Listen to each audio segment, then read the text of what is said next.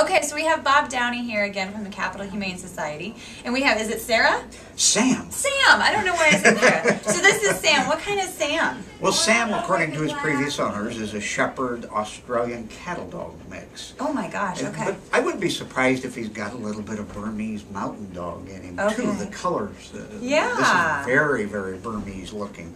But he's 3 years old, and according to his previous owners, they brought him to the shelter because they were having a little bit of trouble keeping him confined. So Okay. I would suggest maybe a fenced-in backyard might be helpful Yes, with Sam. definitely. Or a good long walk or run in the morning wears off a little bit of energy Definitely. for the day and Okay. makes the pet a little more settled in for the day. Yeah, well he's so good right now. He's so tame and just very, very calm and stuff. Would he be good for kids? I think he'd make a great kid's dog because I think he wants to attach himself to somebody Okay. and be their friend all day long. Hi, And, sweetie. You know, he's a big enough dog that he can take a little bit of the rough and tumble play Yeah. sometimes that happens with kids, but wonderful temperament, just a really, really happy dog. All right, very good. Well, if you want to see a closer view of Sam or any other animals that they have down there, where can they go?